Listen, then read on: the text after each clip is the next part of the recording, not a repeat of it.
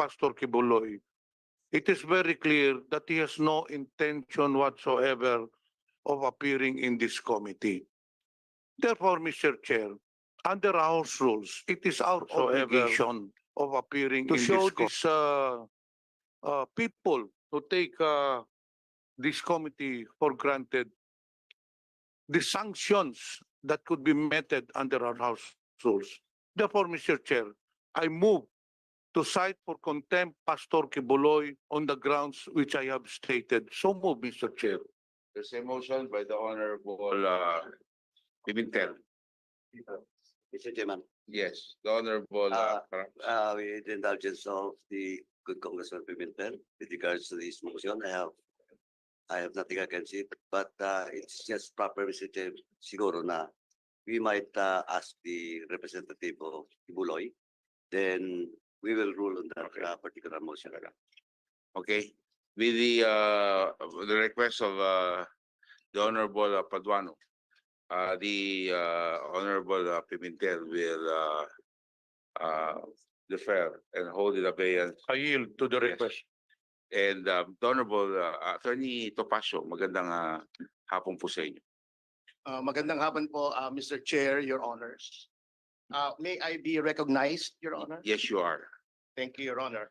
Your Honor, with respect to the motion and with all due respect, we believe we have provided legal justification for the non-presence of Pastor Apollo Quiboloy in our letter to the committee, Your Honor, wherein the gist of it states that based on the previous hearings of this honorable committee, we have an idea of the information being required, and we have stated in this letter, Your Honors, very respectfully, that Pastor Quiboloy for around 4 years now has had no hand whatsoever in the running of SMNI, whose franchise is under consideration, Your Honor. Instead, to show our good faith and our due respect to this honorable committee, and to show that we are not evading the subpoena, Your Honors, we have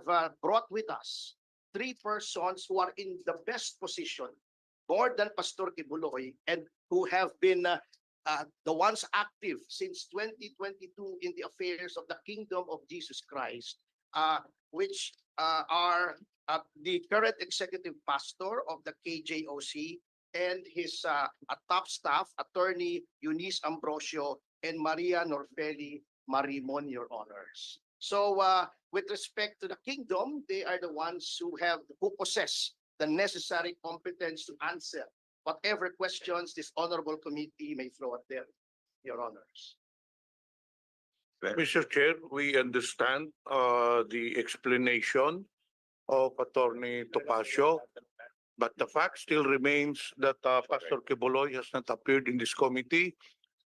You are presenting actually 3 persons that you have just mentioned to explain whatever questions or whatever clarifications are needed. As you have stated, they are well versed with regards to the operations of Swarasug. But the matter at hand, Mr. Chair, I believe, still remains is a non-appearance of Pastor Quiboloy. Of course, Mr. Chair, we will entertain or we will ask questions to your substitute resource persons. But Mr. Chair, I still insist my motion, my earlier motion, I again reiterate, I move to cite for contempt Pastor Quiboloy, Mr. Chair. Thank you very much, the Honorable Pimentel. Attorney Topacio. Your Honor, we will always submit to the discretion of the committee with just the very respectful and gentle reminder, Your Honors, that in the very recent case of Ong versus Senate Blue Ribbon Committee, the Supreme Court has ruled that before any person is held in contempt of the a house or any committee thereof, he must be given due process, meaning a chance to explain, Your Honor. We are just invoking this right on behalf of Pastor Quiboloy because our Constitution itself states that the rights of persons invited to congressional hearings should be respected, Your Honor. That is all that we ask, Your Thank- Honor. Nothing thank- else. Thank you, Attorney Topacio. Just for the information of everyone, Pastor Quiboloy has been invited as far back as December.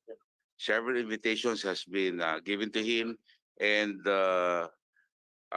he has not appeared, which prompted the Honorable Pimentel to he filed a motion for him to for us to subpoena Pastor Quiboloy because of his non-appearance in previous hearings. So I think as far as due process is concerned, we have complied with it. As a matter of fact, because of his absence, I'm so familiar already with Attorney Mark Tolentino. Okay, and I'm of course the idol of everyone, the guy that invented the rules of the House, the Honorable Rolex Suplico, who is also here, who I used to read in the newspapers when I was in elementary. Okay, and up to now, it's an honor to see him in our hearings. That's why ako po as far as pagiging due process, matter of fact po, marami pong mga katanungan, marami pong hindi masagot, at lagi po sabi hindi na kaya sagutin. No? And which really, I think, mahaba naman po yung proseso na binigay po namin para po sa kanyang pagpunta ko dito. At kami naman po ay kung baka na-extend na ho namin. As a matter of fact, naubos na ho lahat ng mga pwedeng maitanong dahil naitanong sa dami pong hearings na hinandak na po ng committee, Attorney Topacio. And this can be, I think, Attorney Suplico would attest to this. No? Na talagang we were very patient at lahat po ng pamaraan ay binigay po namin sa kanila. So maraming salamat, Attorney Topacio. Wala na po kayong i-manifest. May tanong lang po ko. Alam po, pwede po ba ako magtanong? Of course, Your Ako Honor, you're the chairman. Siyempre. Kasi pinadala ho namin yung subpoena February 20. No? At ito ay publicized naman. At bakit po sa March 11 lang po kayo nagpadala ng sulat? At nauna po ho ang media kasi tumatawag po sa akin ang media. At sabi ko sa kanila, hindi ko po pwede sagutin yan dahil wala po akong natatanggap na sulat. True enough, sila ko yung records, natanggap lang ho namin yung sulat nyo kahapon, March 11. Tapos may amended letter at March 12 today. Humarap po yung isang abogado ninyo. So, why did it take you so long to write us that letter?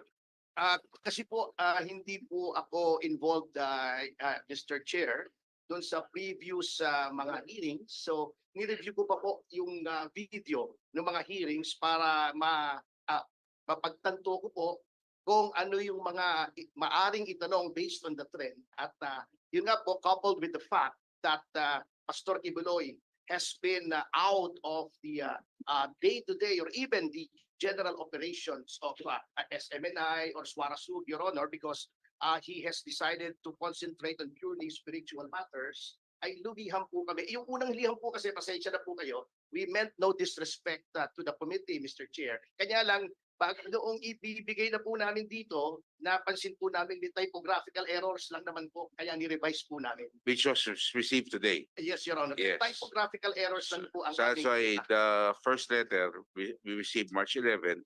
The second letter we received today Opo, at the day of the hearing. opo, may, Yes. pero it's basically the same, Your Honor. We did not want to spring any surprise. It's just typographical errors, Your Yes. Honor. Thank you very We apologize because of the a tight schedule of this representation. We profoundly apologize to the committee and to the chair. Thank you very much. Thank you, Your Honor. Before I continue, the chair will recognize the Deputy Speaker, the Honorable David JJ Suarez. Welcome, sir.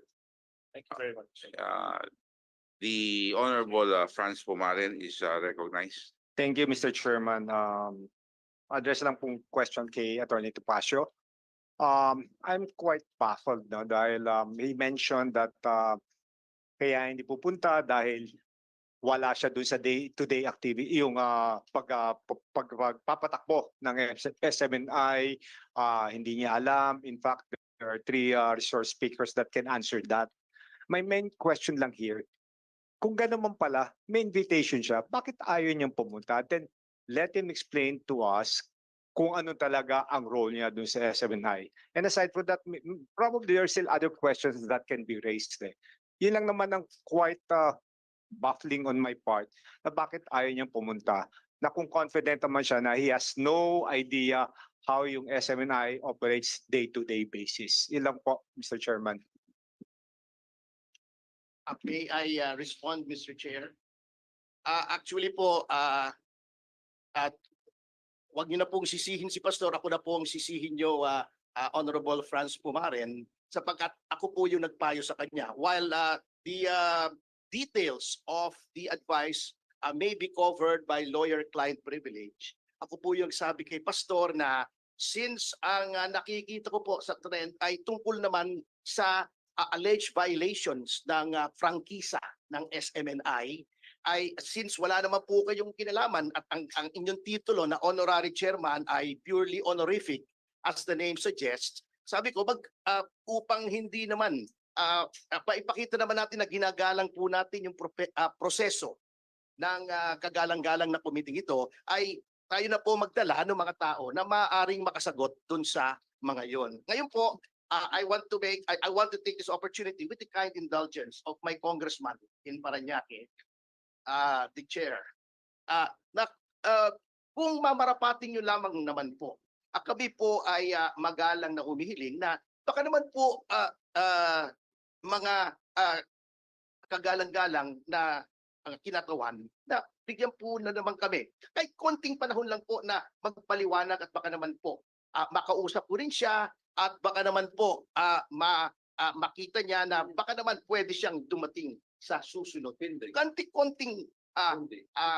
Konting pagkakataon lamang po, rest assured that we will be prompt in our response, Mr. Chair and members of the Honorable Committee. In fact, I'm scheduled to meet with him tomorrow, Your Honors, if I may inform this Honorable Committee, and I will advise him accordingly, Honorable Pumaren.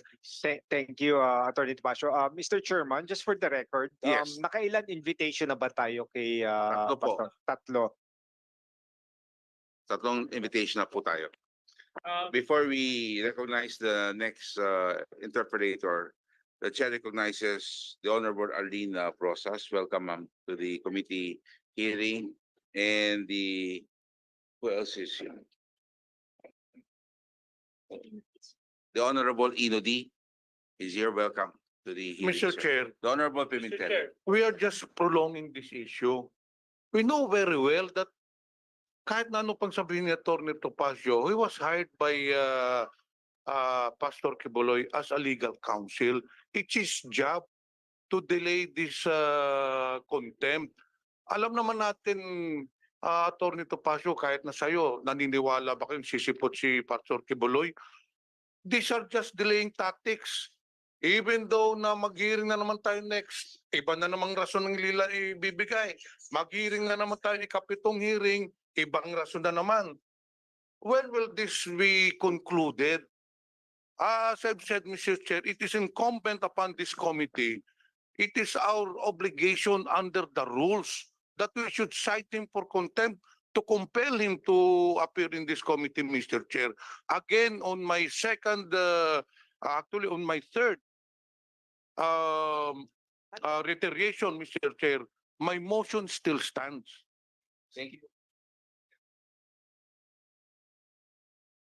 Just a point of clarification on the statements made by Attorney Topacio. By the way, congratulations on your movie. Thank you, sir. You mentioned that you're off to see The Good Pastor tomorrow. Yes, Your Honor. So that confirms that he's still in the Philippines. Yes, of course, Your Honor. He's not going anywhere, Your Honor. O, kasi may mga balita na nag-ibang bansa na daw siya at Ay, hindi po. Magpapakuha po ako ng litrato at ipa-viber ko po sa Hindi. mga members ng committee. I trust you, Attorney Topacio. Thank you po. I So, appreciate that, sir. Yun lang, I just wanted to reiterate, Mr. Chair, we've been having this hearing since December of last year. November of last year. So, long playing album na po ito kasi November, December, January, February, March. I think this can already be part of the Guinness Book of World Records as one of the longest hearings. This just goes to show the leniency and the patience the Committee on Franchise has afforded to SMNI, to Suarezug, when it comes to complying with requests that have been forwarded to you. So on his proper time, Mr. Chair, I would second the motion of Congressman Pimentel. Thank you, the Honorable Mr. Suarez. Chair. The Honorable Karaps Paduano, then the Honorable Arlene, Thank you, Mr. and Chairman. the Honorable Franz Castro. Anyway, Mr. Chairman, I will not anymore argue with Attorney Topacio with regards to the jurisprudence regards to Senate versus Song. But in the proper time, just in case we can talk about it. And well, in fact, pati na yung balag, pwede natin pag-usapan, no? Balag case. But anyway, Mr. Chairman, ganito lang po. Kasi the legal counsel of Pastor Quiboloy is asking for a reconsideration. Is that correct? We are asking for time to explain, Your Honor, because as the rules state, the failure to appear must be without legal justification. So we are willing in whatever time allotted to us, Your Honors, so as to obviate any suspicion that this representation is delaying. Actually, ayoko nga pong ma-delay. May lakad po kami nakaprot ng misis ko next week eh. Pero as kung kinakailangan po ay isakripisyo po natin yon. Ngunit I also understand the misgivings of the Honorable Johnny Pimentel that indeed these hearings have been going on for quite some time. But ang akin lamang po, Your Honor, is perhaps the committee would rather err on the side of constitutional rights rather than expediency. Yun lang naman po ang aking humble appeal sa chair at saka sa mga miyembro ng committee ito. Salamat po. Mr. Chairman, actually, question of the appeal of the lawyer. Pwede naman po, pero pwede naman po na lagyan natin ng colatilia that will cite Pastor Quiboloy in contempt. But it will be lifted depending on the cooperation of Pastor Quiboloy, because we have done that for the past several contempt orders. But still, Pastor Quiboloy will be cited in contempt in today's hearing. We will always bow, as I said, Your Honor, to the discretion of the Honorable Committee, of course, subject to my humble reiteration of our appeal, Your Honor. Topacio, the chair recognizes. Your Honor. Yes, before I call the next interpreter, the chair recognizes the presence of Juan Carlos Arjo Ataide of the First District of Quezon City. Welcome, Kong Ataide, and our Deputy Speaker, Christine Sigson Mihan of the Third District of Ilocos Sur. Welcome, ma'am, to this hearing. The Honorable Jude Asidres, the Honorable Thank you, Mr. Chair. France and So, Honorable Jude. Di na po natin papakinggan yung yung alibay ni Attorney Topacio. Nasabi na po, pero marami na pong pronouncement si Pastor Quiboloy in media na hindi talaga siya dadalo sa anumang mga hearings sa Kongreso. So narinig na po natin yun. Kaya tama po ang ating colleague na parang magde-delay na lang yung ginagawa. Tapos mahalaga po yung mga question kasi with the development ngayon, Mr. Chair, di ba? Yung pinapasa niya, yung stake niya sa KOJ kay dating Presidente Duterte. So kailangan nating malaman yun kasi may kinalaman sa ownership, which is our topic nun sa SMNI. Kaya kailangan niya talagang pumunta rito at hindi pwede yung sinasabing tatlo na magsasalita for him. Kaya kailangan niya umapir dito, Mr. Chair. Thank you. The Honorable Jude Asidre of Tingog Party List. Mr. Chair, I would tend to agree with Mr. Topacio if this were a Blue Ribbon Committee hearing. Unfortunately, this is a committee hearing that centers on the continuance of a privilege of a franchise given to SMNI. And but the testimony of Pastor Apollo Quiboloy, given being part of the original franchise, is material to the discussion. And I think this is no longer a question of rights, Mr. Chair. This is a question of duty, that by accepting the granted privilege, SMNI is compelled to carry out. That includes Pastor Apollo Quiboloy being one of the grantees in the earlier franchises given to SMNI. And therefore, I will join the Honorable Suarez in seconding the motion of the Honorable Pimentel, Mr. Chair. Honorable Attorney Topacio.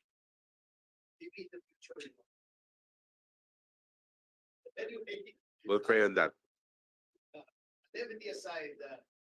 Levity aside, Your Honors, with all due respect to the good Congressman Asidre, the ruling of the Supreme Court applies to all hearings, either of the Senate or of the House of Representatives. Secondly, with respect to the point of the good Congresswoman Franz Castro, the same is well taken actually, Your Honors. As in fact, in the case of Senate versus Ermita, the Supreme Court said that the questions and the proposed legislation should be attached to the subpoena. The proposed legislation is already public, so that is out there, Your Honors. But perhaps, Representative Castro, if we could be furnished proposed questions, and if these questions cannot be answered by the three representatives here, and we are invoking this with all due respect, based on the doctrine of Senate versus Ermita, then we can determine, and then,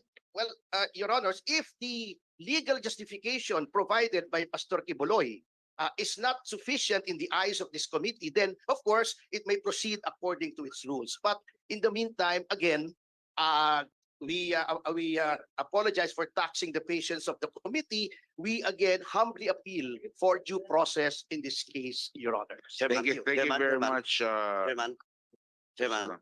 the Honorable Carap. Anyway, binuksan na rin yan ni Attorney Topacio. Anyway, Yes, iba Your Honor. kasing circumstances with regards to Senate and Ong. Kasi si Ong dumalo eh. He was not given due process. Etong case ni Pastor Quiboloy, hindi siya dumalo. He disrespect this committee. And yung question of legal excuse by attending this committee, okay, I will grant it to you, Attorney. I will grant it to you. But hindi ko sinasabi na tama ka.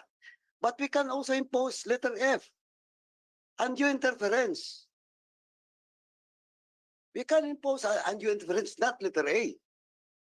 Well, Your Honor, as I said, we will always submit. And kaya nga kasi you defended it with our colleague here. Yes, Ayaw Your nga pag-usapan dapat eh. Sabi ko, gusto ko pag-usapan natin sa gilid eh, pati yung balag. kasi you invoke Ong, in which the circumstances is different. Because Ong attended the hearing. Magkaiba yun, Attorney, di ba? That's why I That's why, raised. Attorney, ako ayop, we will end this debate with regards to your appeal. Ako nga, sabi ko nga eh, Opo. pwede naman yung reconsideration eh. Contempt and lifting of the contempt, it all depends on the actions of Pastor Quiboloy. Di ba? If he cooperates with this committee, then so good. We can lift that, that contempt. But if you will invoke those jurisprudence, wala tayong, yun na nga yung Ong eh. Yes, Your Honor. Iba yung interpretation. why sa akin. As I said, Your Honor, we submit always to the discretion of the committee. And there is really no desire on the part of this representation to debate. We're just stating what we feel to be the rights of my client, as it is my duty and obligation as his lawyer, Your Honor. We have no quarrel with the committee. As I've said, the committee will do what it has to do under the rules. We just want to make this humble appeal, Your Honors. That is all. Thank you, Mr. Chair. Yes. And Representative Paduano. Yes, thank you Mr. very Chair. much. The Honorable JJ Suarez is recognized. Attorney Topacio, can I just ask, Yes, Your Honor. Why does the good pastor refuse to come? To be candid, Your Honor, to this committee, he is apprehensive that his rights may not be respected because of the frenzy surrounding the investigation, Your Honor. And besides, Your Honor, he said that if they ask me and I do not know, there are other people who know about the information, then it might be futile for me to appear before the committee. I think that's the very problem, Attorney Topacio. He's assuming something that has not yet happened. Throughout the whole series of hearings we've had, I think the committee has been handling themselves properly, legally, giving all the resource persons due process. So I don't think any rights would have been violated if he presented himself.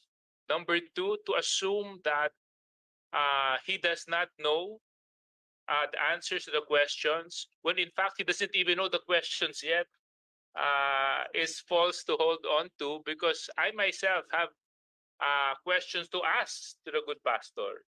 And I believe the person that he has sent might not be of the position to answer my questions because they were not present in the SEC documents. Their names were not present in the SEC documents that were submitted to the Committee on Franchise. So how can that obligation be passed on to them? So again, I'm asking, on numerous times that he has been invited, why does he not come? If I may respond to that, Mr. Chair? May I respond, Mr. Yes, Chair? please, you, Yes. Yeah, thank you, Mr. Chair. First of all, Your Honor, that is why precisely we are asking for a general, not a detailed line of questioning, but just the general questions under Ermita, Your Honors. Number two, Your Honors,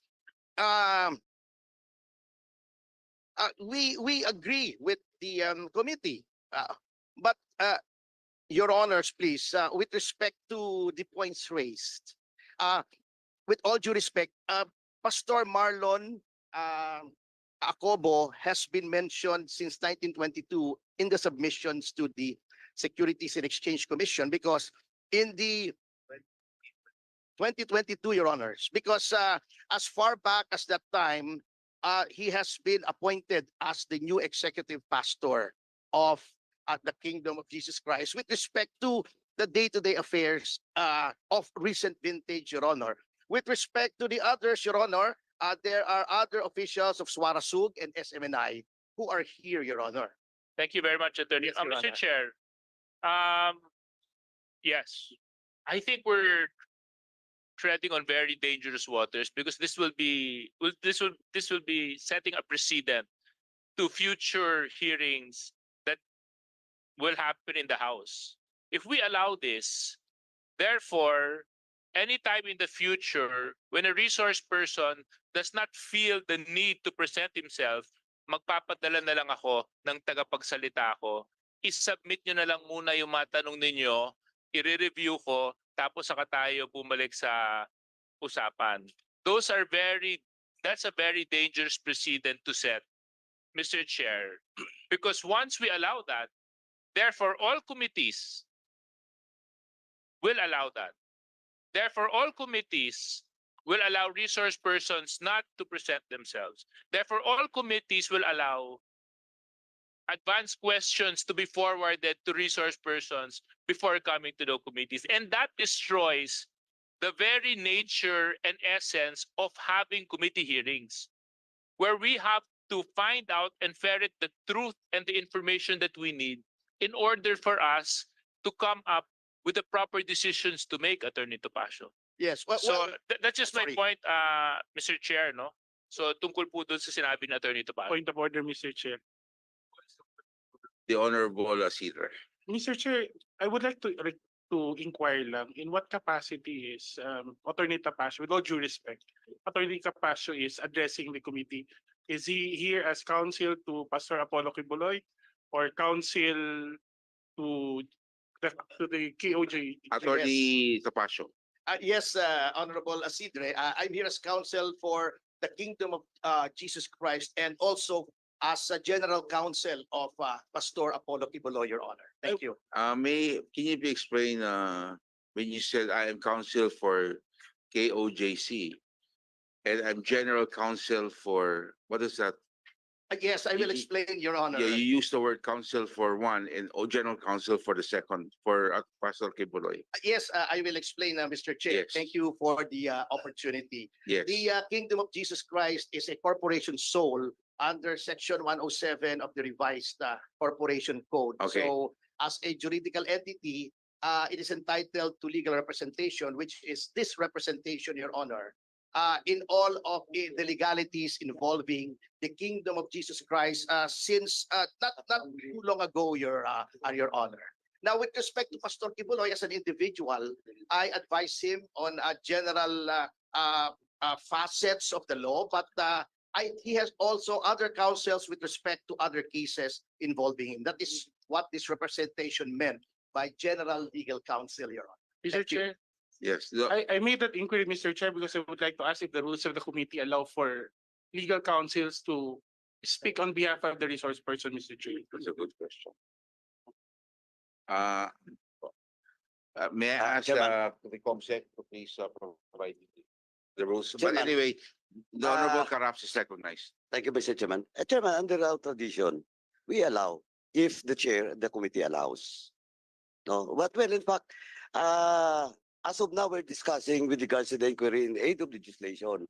Now, sabi ko, Atty. Topacio, we're so lenient because this is the first time that you attended this hearing and supposedly you have taken your oath because speaking for on behalf of the invited resource person. Yes, I will. And well, in fact, Sorry. and well, in fact, again, if the chairman will not allow you to speak for on behalf of Pastor Quiboloy, you cannot speak. And you cannot, again, again, if you it's a debate, if you want, again, that due process of being here in this committee, sabi ko nga, and under our tradition, our internal rules, we allow lawyers to speak if the chair will allow you to speak. I totally agree And with you, Your Honor. And second, sabi ko nga, napakalinyin pa nga namin because supposedly before speaking, you should have taken your oath. Yes, I totally agree with you, Your Honor. Thank you, There is Mr. no Chairman. debate, Your Honor. Just to clarify the query of our colleague. I Thank you. totally agree. And I am very thankful for this committee for its leniency, Your Honor. Thank you. Mr. Chair. So, Mr. Chair, before we proceed, we have already discussed this thoroughly. Lumalayo na po tayo eh. anyway, Ang motion ko, iba na yung mga tanong, may legal counsel pa. Let us first act on my motion. yes. We are already almost 1 hour, but we have not yet acted on my motion. Thank you very much, Honorable Pimentel. I just wanted to give everyone a chance to speak before a vote is taken on the motion of contempt. And we just like to make it clear that, just to show you, attorney, as we have seen since November, this has always been the atmosphere. We gave everyone the chance to speak, especially on the side of KOJC, Attorney Mark, Attorney Rolex was given the chance to speak. So kung airtime lang po ang pag-usapan, mas marami po kayo airtime kaysa po, no? At kami po ay, kasi yun ho naging policy, we want to ferret out the truth. Ang problema, may mga tanong talaga na lagi pong sagot sa amin, hindi po kaya sagutin.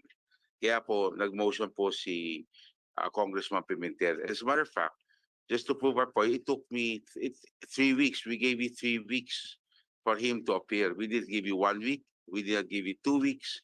We gave you more than 3 weeks for him to appear, no? From the time that the last hearing, usually 1 week lang ho yan, pinapa-appear na po namin. Ito ho, 3 linggo ho ang binigay ng committee. And even up to now, you can see ini-entertain po namin kayo, no? Na yun, na lang ho kayo nag-appear. Nandito po at pinapakinggan ho namin yung sinasabi nyo. Maraming So, salamat po. as far as due process concerned, palagay ko nyo naman, hindi nyo na ho pwedeng, we did not fall short as far as the due process clause is concerned. And on section 13, yes, we were allowing you to speak, and counsel is allowed under the rules as long as it's allowed by the committee. At maraming salamat at kayo na hong pangatlong, may tanong lang po pala ako. Kayo po Yes, pangatlong Your Honor. abogado, Attorney Rolex, Attorney Mark, kayo na po. Ah, Kayo po ba'y abogado lang? Hindi po kayo direktor ng KOJC? Hindi po, hindi po. Actually, I became the General Counsel, Your Honor, of Pastor Quiboloy back in 2021, if memory serves, Your Honor. Okay. So this is not my first time to lawyer for Pastor Quiboloy. And of course, again, Mr. Chair, we are grateful for the opportunity. That's why you still get my vote in 2025. Thank you very much, Attorney Topacio. Mr. Chair. The Honorable Chair. Gutierrez is recognized.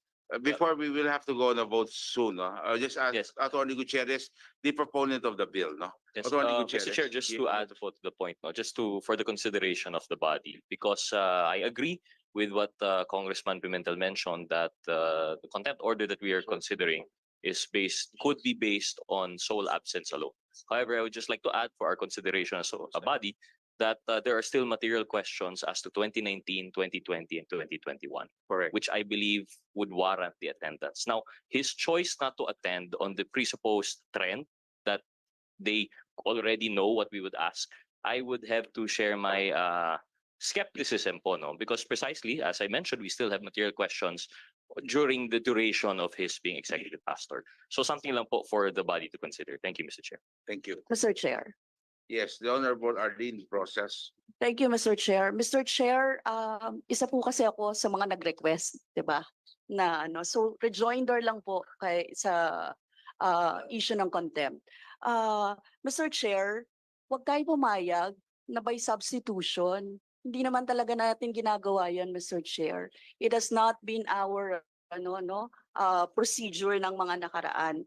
Kaya gusto ko lang sabihin, Mr. Chair, no, na itong sulat na pinadala sa committee hinggil sa ating sabina, si Mr. Marlon Acobo, executive pastor daw ng Kingdom of Jesus Christ, ang siyang sasagot. Mr. Chair, nung nag-usap naman tayo last time dito, sinabi natin hindi talaga yon kakayanin sagutin ng mga representatives na pinadala.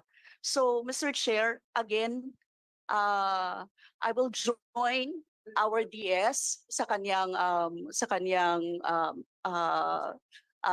motion. And Mr. Chair, again, maraming salamat kay Honorable Johnny Pimentel for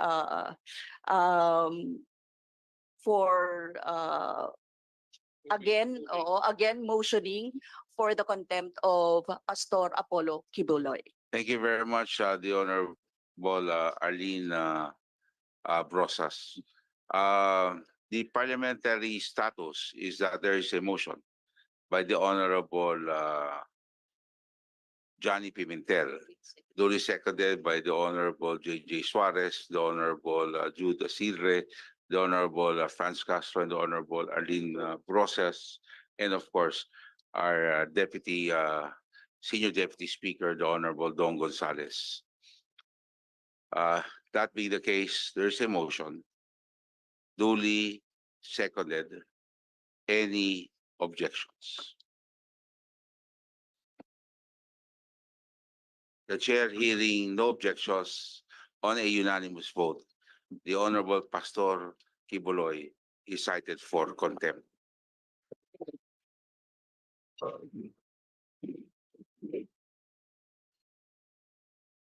We now proceed. We now proceed to the interpretation. So that being done, we now proceed to the interpretation. Can we now discuss the Marvick?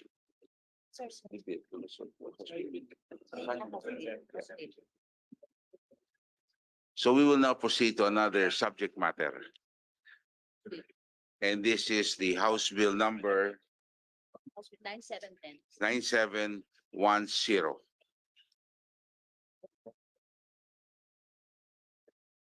Comsec, please read the bill. The title of the bill.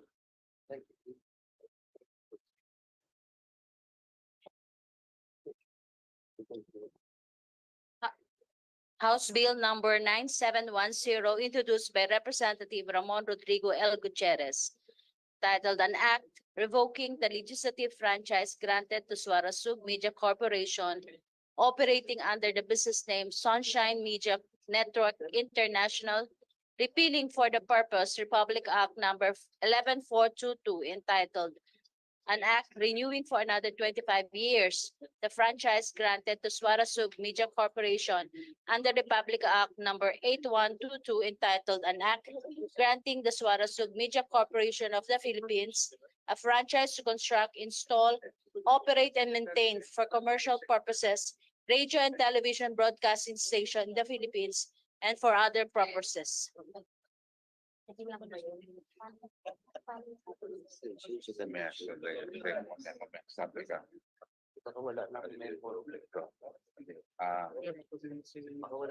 May we request the author, the Honorable Ramon Rodrigo Gutierrez, for House Bill number 9710. Yes. Mr. Chair, although we've already that this representation already sponsored this bill, may likewise again move that my explanatory note be adopted as the sponsorship speech for this bill. Thank you, Chair. We now proceed to the discussion. Any questions, Honorable Manuel? Thank you, Mr. Chair. I'd like to ask a few questions, no, to our resource persons. Mr. Chair, tanong po sa KOJC. Dahil ngayon 'di ba merong executive pastor na siya ay siya din yung tinuturing na head ngayon ng Suarasug. Am I correct, Mr. Chair?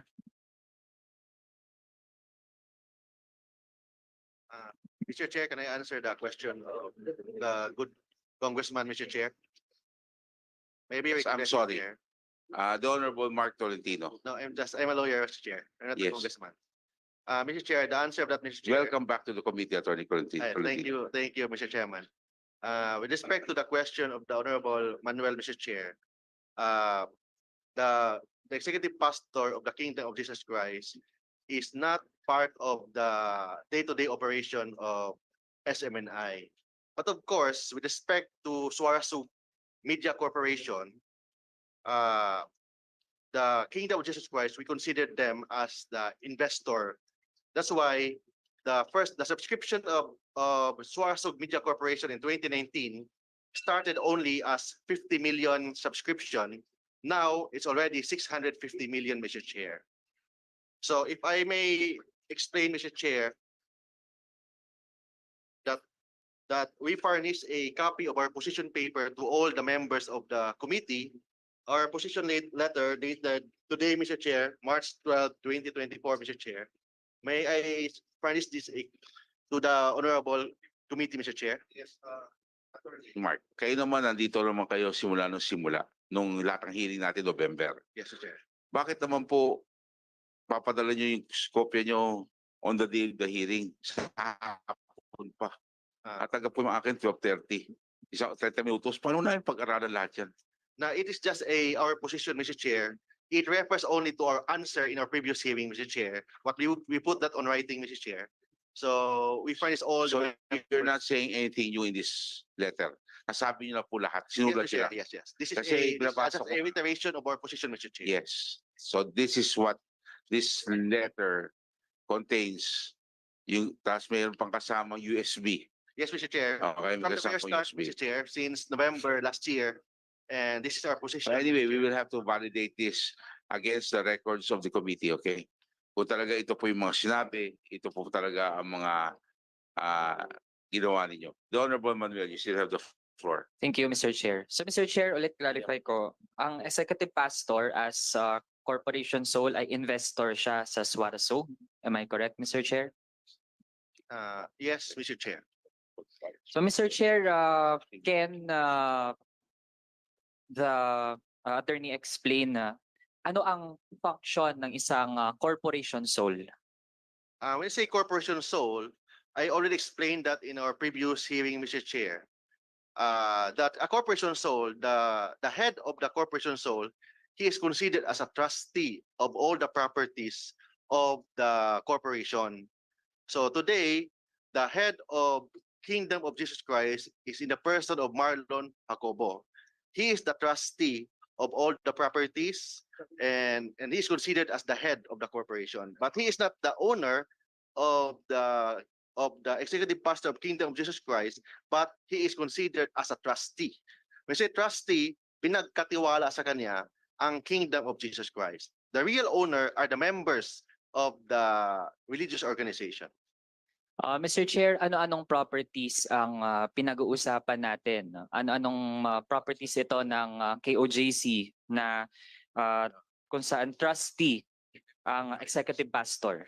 I am not the best person to answer that, Mr. Chair. I am just a lawyer or the legal counsel of SMNI.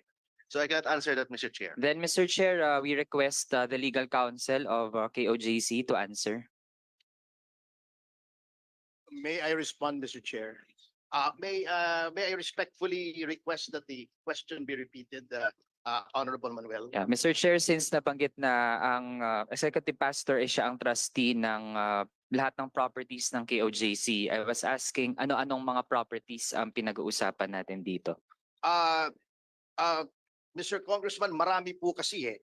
We will be happy to furnish the committee with a list of the properties, but offhand, I would say properties dedicated to the propagation of the faith.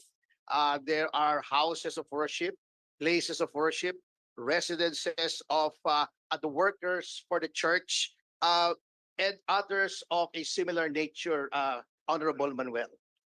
Mr. Chair, maliban sa executive pastor, meron bang iba pang trustee or may similar function sa pag-handle ng ganitong mga properties ng KOJC? As a corporation sole po, yung executive pastor or elder or basically po, whoever heads the church is the sole trustee and administrator of the properties of the corporation sole, Mr. Congressman. And sa ngayon, Mr. Chair, again, I clarify that would be Executive Pastor Marlon Rosete. Yes po, Marlon Acobo, si Dr. Marlon Rosete po is the president of SMNI, Your Honor. Okay, Mr. Chair, thank you dun sa mga sagot. Pero Mr. Chair, ngayon dun po ako nalilito. Dahil recently lang ay na-announce po sa media na ang bagong property administrator ng KOJC Properties ay si former President Rodrigo Duterte. Pero Mr. Chair, ngayon we hear from the legal counsel of KOJC na ang may task to administer the properties would be the executive pastor. So Mr. Chair, ngayon there are conflicting accounts at I think this causes confusion dito sa ating committee dahil kung sa bahagi po nila hindi malinaw sino talaga yung nag-a-administer ng properties, ang dating sa akin, Mr. Chair, parang placeholder lang yung mga taong ito. Yung pagkakaroon ng corporation sole, sino yung nakalagay dyan, it seems na hindi talaga sila yung nagmamanage ng mga properties na dahil yung KOJC ay yun din naman ay investor doon sa Suarasog na siya ding nagmamanage ng SMNI. Kaya Mr. Chair, I think this opens more questions sa ating committee dahil I think wala namang recent issues na involved si executive pastor. Kung merong involved sa maraming issues ngayon, Mr. Chair, that would be Apollo Quiboloy. Pero bakit merong pag-transfer ng responsibility from the executive pastor as the property administrator to former President Rodrigo Duterte? Actually nakakalito, Mr. Chair, and I think this compels the committee to go beyond yung labels at kung sino lang yung mga taong nilalagay ng KOJC o ng Suarasog sa kanilang mga official records na pinapasa nila maging sa Securities and Exchange Commission. Yun lang muna sa ngayon, Mr. Chair. Very briefly, Mr. Attorney Chair. Topacio. Yes, very briefly, Mr. Chair. When we say administrator, Honorable Manuel, that is in the concept of trustee of the properties. The executive minister remains trustee. But however, under the general rules of administration in the civil code, or when read together with the provisions of the revised corporation code, of course, the executive minister or the elder or the archbishop, etc., of any religious organization cannot be expected to comply with the spiritual aspect of running a corporation soul, a religious corporation, and the day-to-day administration. And the revised corporation code itself, Honorable Manuel, states that there may be schemes in order to assist the trustee in administering. Therefore, the short answer is that the executive minister remains trustee, but in running the affairs of the Point of order, Mr. Chair. Point of order. Mr. Chair, point of order. Yes, Mr. Chair, point of There's a- order. Yeah. Kasi kanina ba, Mr. Chair, we have resolved na siya na yung sasagot for Pastor Quiboloy. Kasi nag-explain na siya yung tungkol doon sa trust, yung pagte-turn over ni Pastor Quiboloy kay former President Duterte. At hindi pa siya, Mr. Chair, ang counsel ba pwedeng magsalita for for Pastor Quiboloy? Hindi po na-resolve yun. Kasi kung Yes, ganyan po ang well, nangyayari, Mr. The Chair. chair allowed Yeah. already Yeah, so can we Attorney have Topacio. him, yes. take So take his oath? may we ask Attorney, kayo lang po, Attorney Topacio, kayo lang po. Attorney Topacio lang po. Okay. Attorney Topacio, please raise your right hand. The COMSEC, please administer the oath.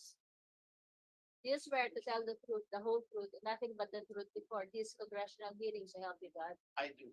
Okay, thank you. And Thank you, another thank you, question, Mr. Chair.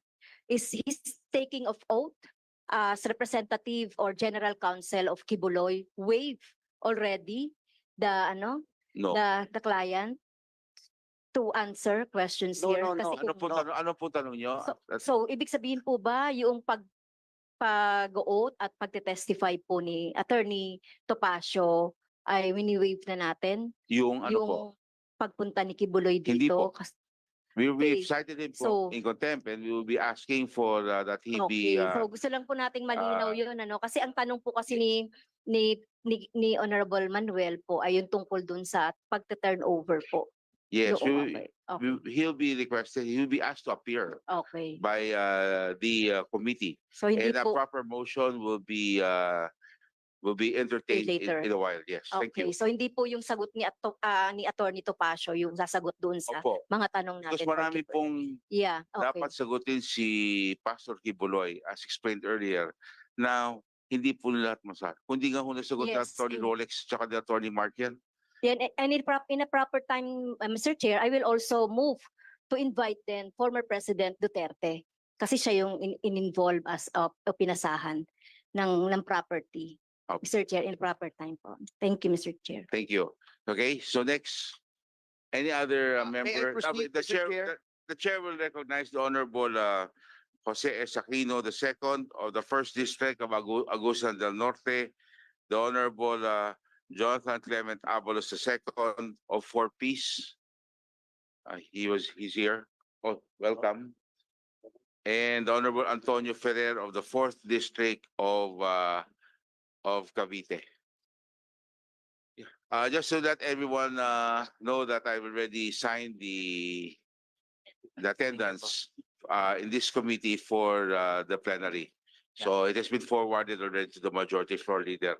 The Honorable Manuel. Thank you, Mr. Chair. Short lang, Mr. Chair, given din I think many of our fellow members would also want to ask. Mr. Chair, kung i-replay po natin yung sagot kanina ng legal counsel, malinaw po yung naging tanong ko at yung sagot din po niya ay task ng executive pastor acting as corporation sole yung pag-administer ng mga properties ng KOJC. Pero ang nangyari, Mr. Chair, ngayon mula doon sa executive pastor na wala namang kinasasakontang issue ngayon, ay nalipat po yung task niya sa dating Pangulo. Kaya Mr. Chair, again, no, that brings more questions rather than answers sa committee. Mr. Chair. Thank you very much, the May I- Honorable Manuel. Yes, anyway, is there another question? May I make the clarification, Mr. Chair, about the question of Maybe Attorney Topacio, can you because di po maybe can we also rise so that yes, Attorney Ambrosio.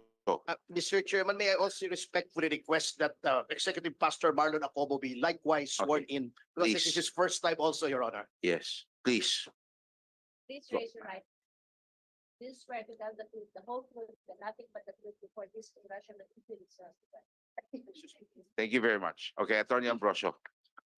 as to the clarification with regards to the question of Congressman Manuel. So the scope of the appointment of former President PRRD is only in case of incapacity, disability, retirement, and other inability of the executive pastor and the board of administrators. So this is the appointment was made by the current executive pastor and the board of administrators, that in case something might happen, the former president of PRRD will be able to manage the properties of the KOJC. Attorney Ambrosio, this is contingent to Upon- if something happens Yes. to whom? To the current executive pastor and to the board of administrators, Who is the executive pastor? Pastor Marlon Acobo. So if something happens to Pastor Acobo, Yes, then President Duterte may take over to May. manage the properties. the Will pres- take over. will take over. Yes. Okay, because doesn't Pastor Acobo, doesn't he, wala ba ho siya assistant na pwede yung mag-take over? This is, Your Honor, this was a management prerogative. It was the discretion of the executive pastor and the board of administrators that we will entrust the management of the properties of KOJC to former President Rodrigo Duterte. If anything happens when you say anything happens, physically may mangyayari po sa kanya?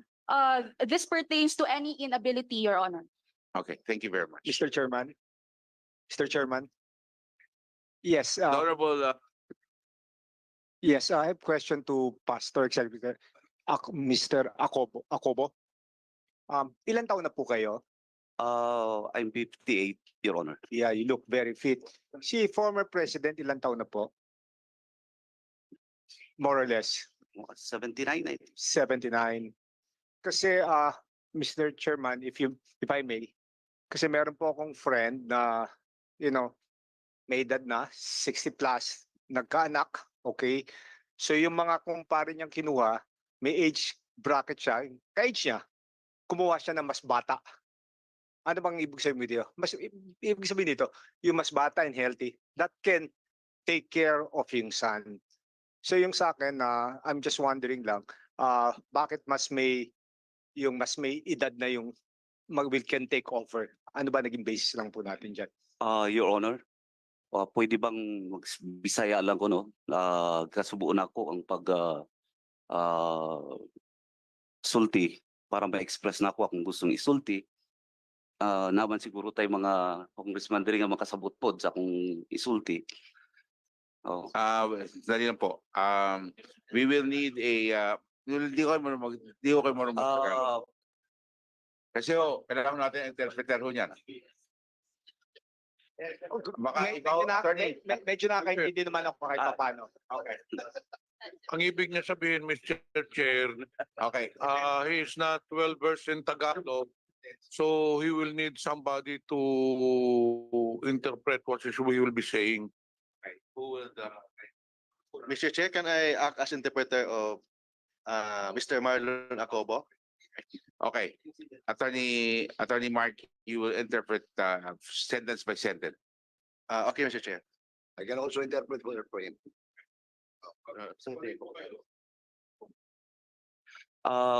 inanimangot ang hemtang, Your Honor. No? Ito ang sitwasyon, Your Honor. Senator Congressman Pumarin. Nganong gipili na mo si former President PRRD na Bakit pinili, mahimong administrator sa Kingdom Properties despite sa iyahang edad? bakit pinili namin Okay, si ang point PRRD? nimo, Your Honor, is ang edad. Patapusin mo to. Bakit Meron pinili, po kayo interpreter. Okay, Kaya kailangan bakit pinili mag-consult namin kayo. si PRRD? Pastor Acobo, please address your answer to the chair, not to the member of the committee. Sorry po, Thank sorry you. po. Bakit pinili namin si PRRD despite sa kanyang edad? Tungod kay si former President Rodrigo Duterte, taas ang iyahang eksperyensya, lawyer siya, labaw sa tanan, suod siya nga higala sa Kingdom Ministry. Si PRRD, taas yung kanyang experience, abogado po siya, then malapit na kaibigan siya sa ministry. Muna ang reason, Your Honor. Yun ang dahilan. Thank you very much. Pastor and Attorney Mark, maraming salamat. Okay, Mr. Chair, yes, related lang po dun sa tanong. yes. So is former President Duterte a member of the KOJC? At ano yung naging role niya po sa KOJC in the past and After, present? Your Honor, dili siya member, pero ang iyahang stand sa Kingdom Ministry is more than a member. Tungod kay ang iyahang respeto sa ministry taas kayo. Sukat pa sa sinugdan. Hindi siya member ng ministry, but yung kanyang respeto at stand sa ministry is more than a member.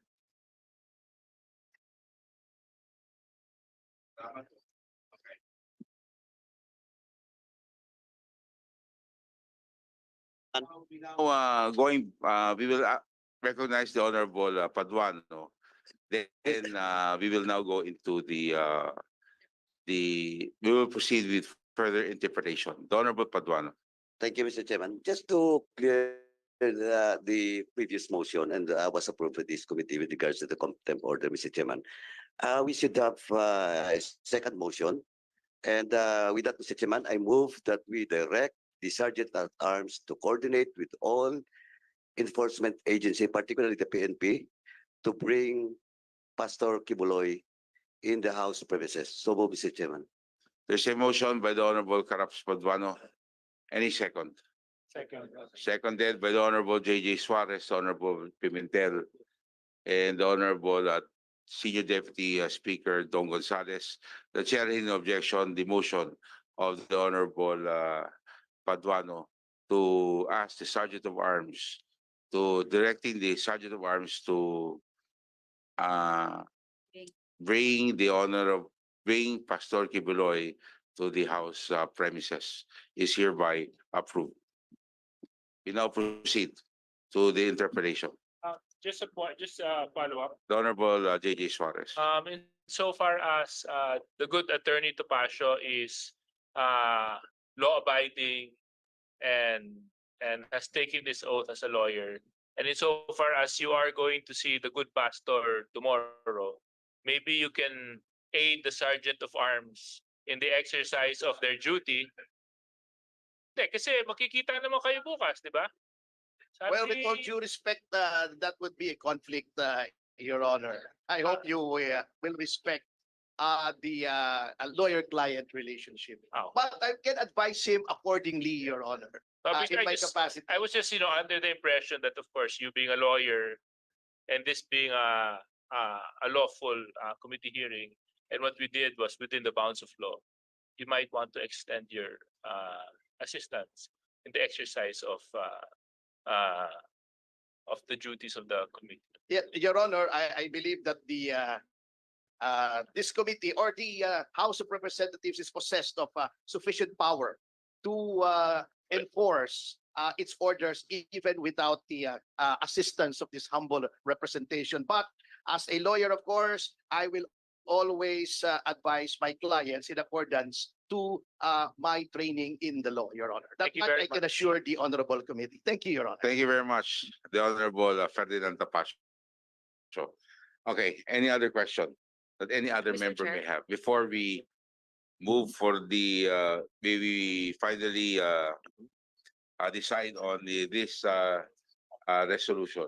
The Honorable Migs Ugrades is recognized. Attorney Migs. Mr. Chair, just for the clarification of everyone, tama po ba na yung nakita po kasi natin sa news yung whole administrator. So right now, it's not in effect. Just to be clear for the body and the public that hindi pa administrator, Mr. Chair, yung pag-a-appoint po. Yes. Expressed by Attorney Ambrosio, who was under oath, that she is not yet the administrator as we speak, and it is contingent to anything that might happen to Mr. Acobo. Mr. Chair, if we could just have a copy of that also so that the committee will have a copy of which whatever would happen since yung executive pastor naman nandito and there's an appointment pending. If we could have a copy of the document for the Yes. said appointment, Mr. Chair. Attorney Ambrosio. Your Honor, we will submit. Thank you. Mr. Chair, to SEC lang for the clarification of this process. Ano po ba ang proseso ng pag-appoint ng administrator pagdating sa corporation sole, since it's a different kind of corporation, it's a special kind of corporation na ang executive pastor lang naman ang mag-a-administer ng mga properties and manage on behalf of the members of the religious sect, Mr. Chair. That's addressed to The SEC. SEC. You may reply. Good afternoon, Mr. Chair. To address the question of Honorable Nograles, when an entity incorporates in the SEC as a corporation sole, in the articles of incorporation, they will already specify who is the executive pastor or the elder or the rabbi or the chief of that corporation sole. That's all. Mr. Chair, with regard to appointing of an administrator, should the executive pastor be incapacitated, what is the process po, Mr. Chair?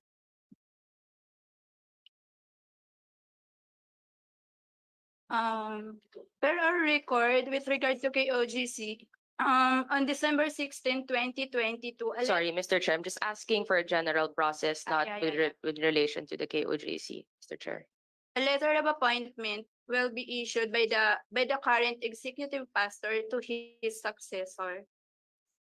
Thank you, Mr. Chair. Just to remind, since we're talking about the laws and the corporation code, given the gravity of what is happening with the media and everything, with regard to section 111 also of the revised corporation code, para lang umiwas po sa mga violations, Mr. Chair, in any encumbrance, selling, disposal of property by an administrator, executive pastor, kailangan pa rin po ng court approval dito with regard to that. And I'm just more appealing na sana sumunod po ang KOJC, ang Suarasug, or especially KOJC sa mga ganitong aspeto so that we won't be looking into further violations, and should there be any change, again with the consent also of Congress. Yun lang po, Mr. Chair, just to raise it as a way of reminding lang po the corporations on their procedural aspects para wala na pong, iwas na po sa mga violations na pwedeng mangyari po, Mr. Chair. Thank you.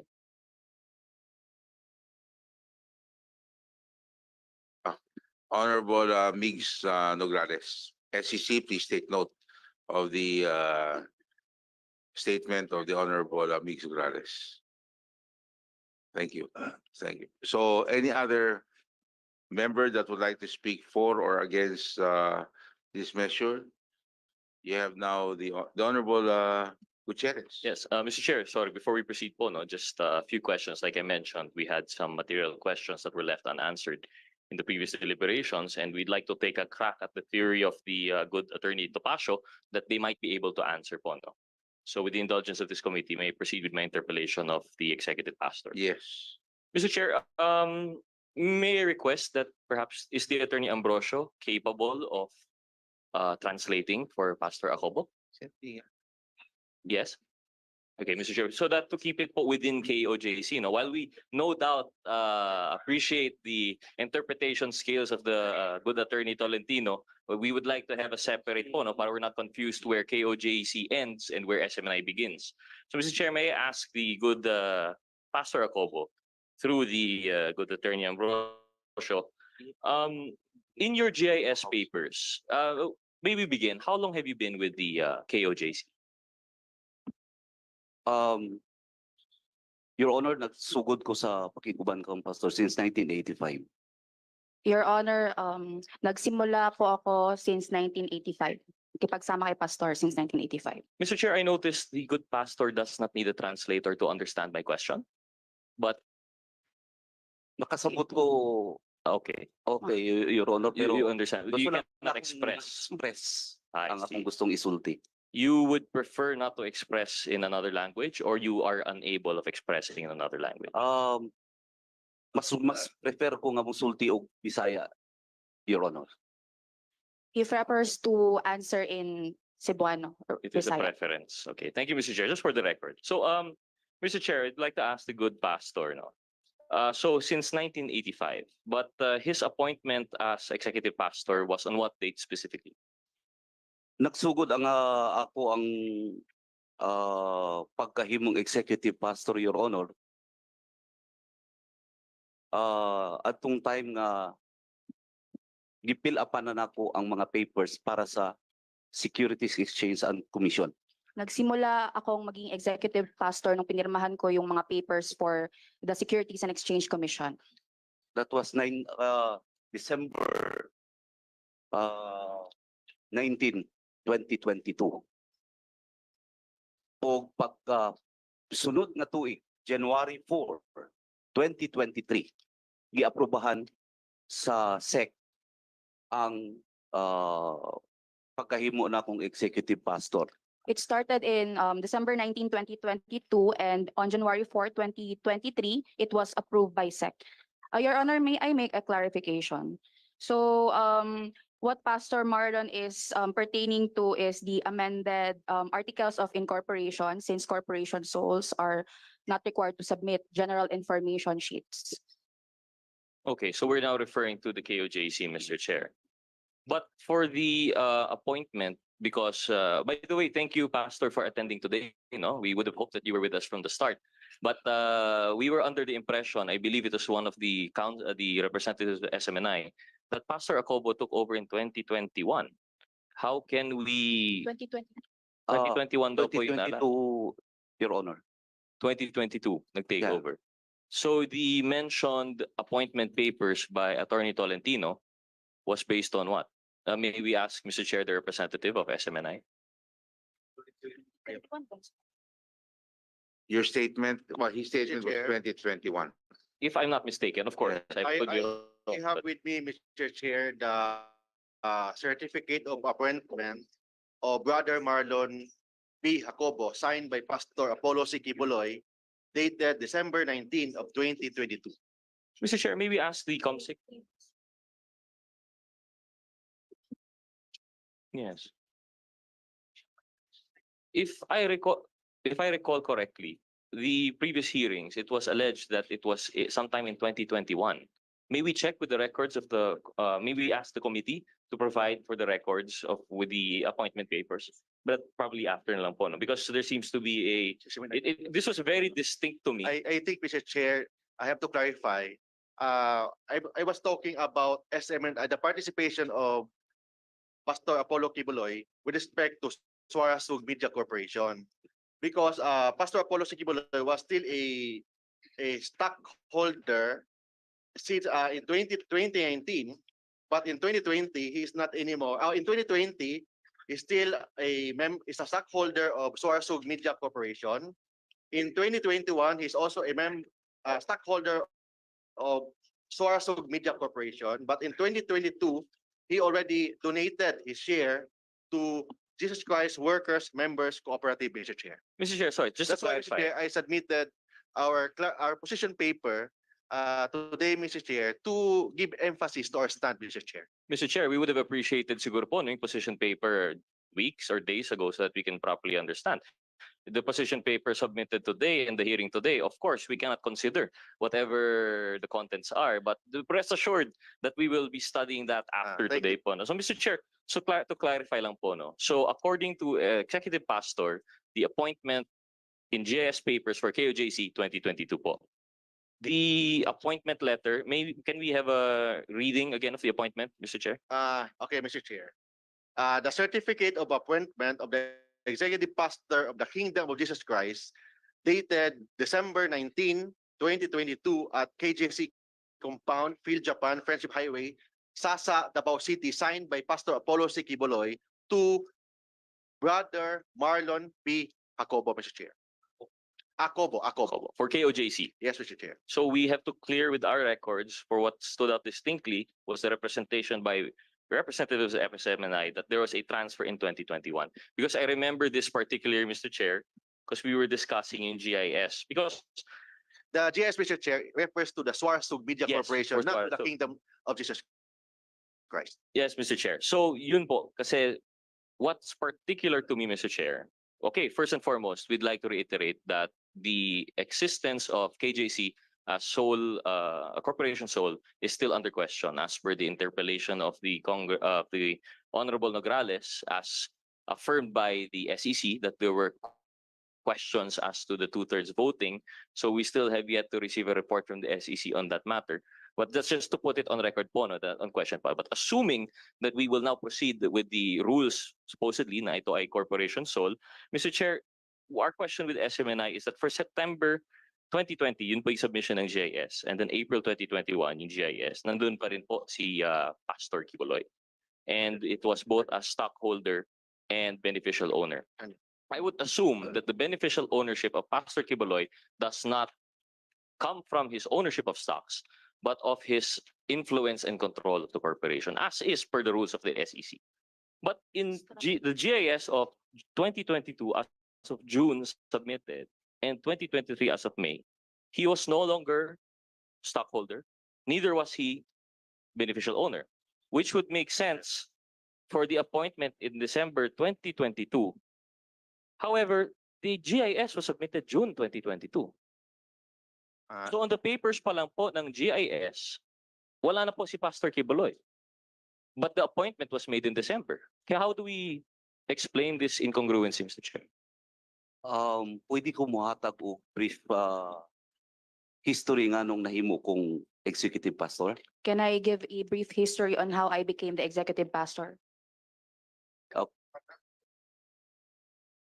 We'll allow that, pero kailangan mo masagot yung tanong, ha? Oh, Bakit ho, iba yung sa dokumento, iba yung kinikwento nyo na yun? ganito po kasi inanim ni Your Honor. Ang plano ni pastor na ibiyaan na niya ang iyang pagka-executive pastor. Ang plano ni pastor na Yung- umalis na sa pagka-executive pastor, Nag-start ito 2015 pa po. Okay. And then, the following year, 2014, tungod kay pagka 2015 na ami general meeting kauban sa tanang mga international o national leaders. in 2015, we had a meeting with the leaders of KOJC. Gi-announce na ni pastor na iyan ang biyaan ang iyahang pagka-executive pastor. Pastor Apollo already announced that he will leave his position as the executive pastor. Ug iyan na ning itugyan sa mga board of administrators. And he will entrust this to the administrators. Mr. Chair? Okay. 2019, giingnan ako ni pastor na ako sa succession plan sa Kingdom of Jesus Christ. 2019, naan ako sa succession plan na ako ang musunod sa iya. in 2019, I was already in the succession plan. Na-formalize ni Your Honor niadtong ni pirma ko sa tanang mga legal documents para sa SEC December 19, 2022. Intention pa rin 2016 kayo na.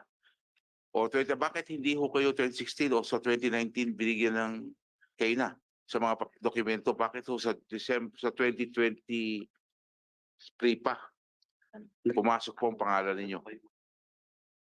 2020. Your Honor, tungod kaya ng panahon na ako sa abroad, ang akong assignment nasa abroad. Na ako sa Middle East, na-assign o sa Tibok, Africa. So, okay. So, Tapos napag yung pandemic. opo. Klaro po tayo dyan. So, ang hindi pa rin ho natin nasagot, yung tanong ko ni bakit nagre-reflect pa rin sa SEC documents na yung pangalan po ni Pastor Quiboloy nung siya sabi nyo kayo na. Ngayon siya sabi nyo nasa abroad kayo, hindi pa formal. Your Honor, maybe Attorney. ask the question to be repeated so that Attorney, it's clear I, in our part. There's a inconsistency. I think the question, can you please just answer the question of the Honorable Gutierrez? Why does it reflect that it's still Pastor Quiboloy when he's now saying that it's not anymore Pastor Quiboloy? Your Honor, if you are pertaining to the general information sheet of Suarasug Yes. in 2022, it was filed on June 2022. Therefore, Pastor was still the executive pastor at that time. However, he is no longer a stockholder. He is no longer the stockholder of Suarasug because he donated his shares to Jesus Christ Workers Members Cooperative. When? On GIS for June 27, 2022. And the appointment of Pastor Acobo happened on December 19, 2022. Correct. So, But for the for record purposes, there's no show of the transfer because the GIS still shows that this is a Pastor Quiboloy. yes, Your Honor. In fact, the amended articles was released or approved by SEC on January 4, 2023. Correct. So that's what we have on record also. So it still doesn't answer why is it the name of Pastor Quiboloy still there when in SEC it's so as far as we're concerned for the entire year of January of 2022 it was Pastor Quiboloy. For the entire year 2022, Your Honor, it was only on December 19 that the appointment of Pastor Apollo was provided or decided by the board. Thank you. Mr. Chair, just a point of order. po, no? Honorable I don't know Gutierrez. if we have it in the rules. I'm sorry if I must write down at this point. No, Mr. Chair, the executive pastor was assigned abroad po, no? Perhaps we would appeal again that perhaps he would choose to express himself. I'm sure he's very capable in English. Because, Mr. Chair, for when the testimony, when the we invite the resource persons to ferret out the truth, as the SJJ said. When it is being courts through a colleague and an attorney at that, who has been also inputting her own answers in not as translation, nalilito po tayo kung which were the words of pastor and which are the words of the attorney. Mr. Chair, he did say it was only a preference. Perhaps he would consider expressing himself. Honor, no. Gustuhon man ako. Pero mas ma-express magud nako ang akong isulti kung akong gamiton ang akong pinulungan. Ay hinaot nga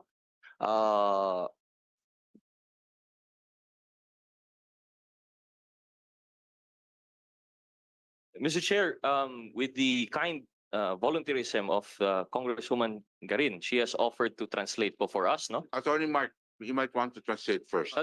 Mr. Chair, Because it was stated, ay, I don't think she was listening. Yeah, Attorney Mark, kayo muna.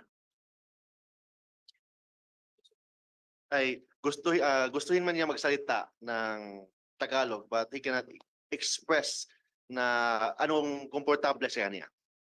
So, Mr. Chair, whether or not we would accept, comfort or preference, luckily, the Honorable Garin has offered. This might be new for the committee you. po, no? Yes. But if we would accept that as our procedure going on, no? Parang we can separate rin yung testimony ni Attorney Ambrosio. Yes. Kasi kanina po may translation sana for Pastor Acobo, pero may input naman sa GIS si Attorney Ambrosio, just to separate the two. Thank you. The chair recognizes the other members of the committee, the Honorable Jojo Lara, who's here. Welcome, sir, of the 3rd District of Cagayan. And of course, the Honorable Janet Garin, 1st District, Iloilo. Meron po kayong sasabihin before we the Honorable Gutierrez. Thank you, Mr. Chair. Okay, and proceeding now back, no, with that procedural question done. Yung tanong po natin dito is because there seems to be a disconnect between the GIS of the SMNI with the appointment of Executive Pastor Acobo and the internal workings of KOJC. Kasi po, okay, admittedly, let us say in 2019 there were informal plans to have Executive Pastor Acobo take over, and that this only took effect in December 2022. It does not explain for the change of the GIS in June 2022. Kasi po dito, natanggal na si Pastor Acobo, and still, another factor, we will ask, natanggal na po dito si Pastor Quiboloy, but still, Pastor Acobo was not inputted there. Kaya nga po yung tanong namin sa SEC, which they said wala naman pong beneficial ownership portion in the documents received by SEC. So that's another issue that we have po, no? Just to recall, para sa lahat sa atin dito, there is a difference in the GIS submitted before this committee and the GIS submitted before the SEC. So the SEC could not also clarify kung ano po yung beneficial ownership. So going back po, no? Though there were plans for Executive Pastor Acobo to take over in 2019, and this only took effect in December 2022, it does not explain kung bakit wala na po si Pastor Quiboloy in June of 2022, unless the GIS was already reflecting changes without the proper appointment papers.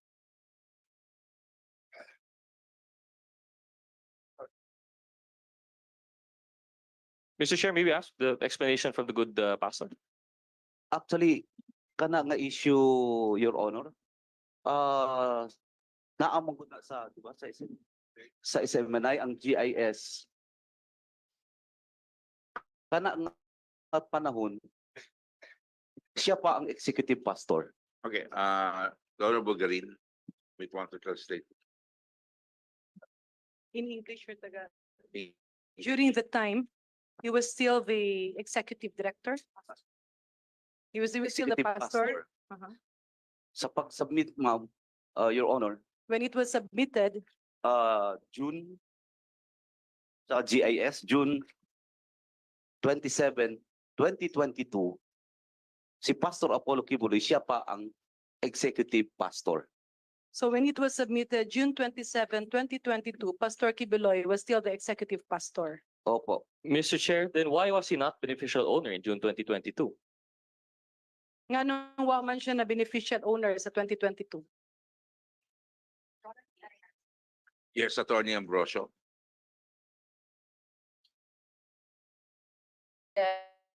In the 2022 GIS of Suarasug, because he does not control the operations of Suarasug, and at the same time, the executive pastor would want not to involve itself in commercial transactions given to Suarasug because they have their own board of directors. So that's the reason, Your Honor. Mr. Chair, of course, we'll have to accept that as the reasoning, but it is highly suspect because for the years 2022 and 2023, KJC still had 53.4% ownership, not including the indirect ownership they had through Phoebus, which had 46.2%. So if the reasoning is to divest, I think that would have done through stockholders. Now, Mr. Chair, the question here, And if that were the case, is it not his being beneficial ownership of 2020 and 2021, in which he was still there, was because he was executive pastor? Therefore, it follows in 2022, when he was still executive pastor, he still should have been beneficial owner. And not only that, after 2022, executive pastor Acobo is nowhere to be found in the beneficial ownerships as executive pastor for 2022 nor 2023. So, Mr. Chair, this only supports what we have been inclined to believe, that there is confusion in the papers being submitted before this committee under Section 12 on reportorial requirements, made worse by the fact that the document submitted here is different from the document submitted with the SEC. So it brings to focus again, Mr. Chair, the issue of whether SMNI, this is no longer KOJC, SMNI is faithfully fulfilling its obligation and duties under the franchise of privilege granted to it by this body, by this August Hall. Mr. Chair, one section 4 and 7. Recently, we've come to the knowledge that one of your star talents, independent contractors, was found guilty of indirect contempt. Mr. Chair, may we find out from SMNI if there has been any action on their ethics board ba yun, or remedial board, disciplinary board? Mr. Chair, I'd like to ask Laban Kasamang ang Bayan is no longer is suspended as of today, Mr. Chair. As of today? No, since February, Mr. Chair. Since February, Mr. Chair. So because you can check that through throughout our the social, records, even Mr. on Chair. social media, Mr. Chair. We have no more Laban Kasamang Bayan on in our social media, and including but of course there is Laban Kasamang Bayan in rally in Liwasan ng Bonifacio. Same name, no relation. No relation. No relation. It's a branding thing now, Yes. Mr. Chair. Okay. So, Mr. Chair, starting February, wala na po yung Laban Kasamang Bayan. Suspended. Mr. Chair. Suspended kahit sa social media. Yes, Mr. Chair. Our independent contractors are in no way now working with SMNI. Yes, Mr. Chair. Thank you, Mr. Chair. So, yun lang, Mr. Chair. Thank you for that answer. Going back po, no? So just to summarize, because I've now concluded my questioning here. For the consideration of this body, the violations that we have found are on sections 4 on responsibility to the public and section 7 for self-regulation in relation to the numerous allegations, indictments, or findings of fake news, red tagging. We're also citing section 10 on the provisions for sale, lease, transfer of ownership. On sections 11 for dispersal of ownership requirement. Section 10 and section 11 carry with them ipso facto provisions for their revocation. And section 12, which was just highlighted today, all the more because we could not get the proper answer on the reportorial requirements. So I submit to this body, Mr. Chair, and I request that we consider my bill that is pending before the body. Thank you, Mr. Chair. Mr. Chair. Mr. Chair. Can we recognize Mr. Chair? The Honorable Mark Tolentino. Attorney Mark Tolentino, Mr. Chair, all the questions of the good Congressman Gutierrez is already answered, Mr. Chair, in our position paper. Can I explain in details, Mr. Chair, by reading our position paper, Mr. Chair? Attorney Mark, since you've stated earlier that that is just a summary of all previous statements that you have made, which is still before already with the committee, then we have that already on record. Yes, Mr. Chair. So I don't think you still need more time to express what you have already stated in the previously, but just be rest assured that as far as the Honorable Gutierrez is concerned, it has been remained unanswered and he's still in the state of confusion as far as your answers are concerned. Thank you very much. Okay, Mr. Chair. Any other member? The Honorable Pancho, I'm sorry. Mr. Chair, I'm just wondering, even surprised, kasi Pastor Acobo was appointed by Pastor Quiboloy as trustee. Mr. Executive pastor. Pero siya po yung chosen one. Ano po very special characteristic ko, especially kay Pastor Acobo?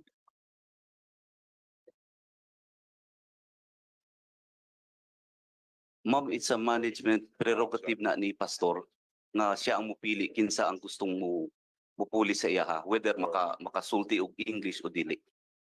So it's That is Pastor the- Quiboloy's prerogative based on management skills, not dependent on the mastery or the art of speaking either in Tagalog or English. Thank you po, Mr. Chair. Thank you, ma'am. Proceed.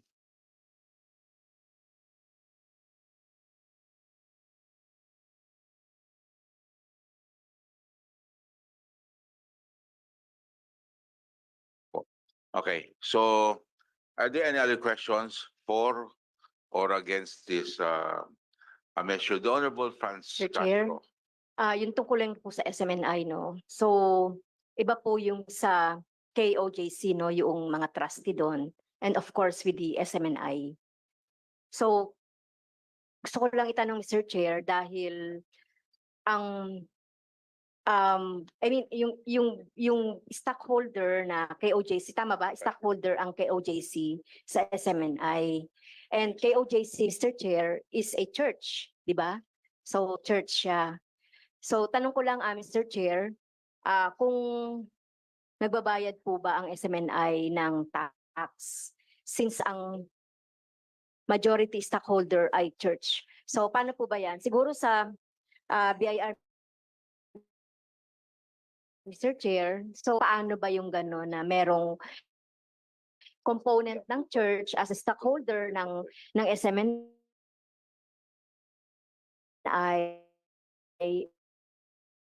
and then yung sa business siya ng broadcasting. Mr. Chair, it is not the corporation, but it is the executive pastor of the Kingdom of Jesus Christ, the name above every name. So,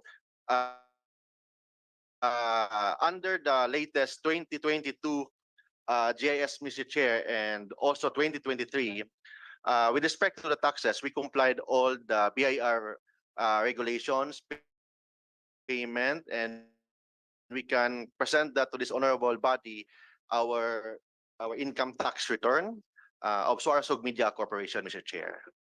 And it is open book. You can ask the BIR, Mr. Chair. Okay, Mr. Chair, so ano rin po ba yung executive pastor as stockholder doon sa SMNI, Mr. Chair, yung benefits niya from that? So paano po ba yun as a major stockholder po doon sa Mr. Chair, if I executive may. pastor? Mr. Chair. Yeah, Mr. Chair, if I may, with due courtesy to the Honorable Franz Castro, just a quick interjection, Mr. Chair, if I may. Because SMNI is the business name, but the corporate name is actually Suarezug. So maybe for reference, because it's on the records, if the Honorable Castro will be amenable, all her reference to Sunshine Media Network International earlier be changed to Suarezug Media Network.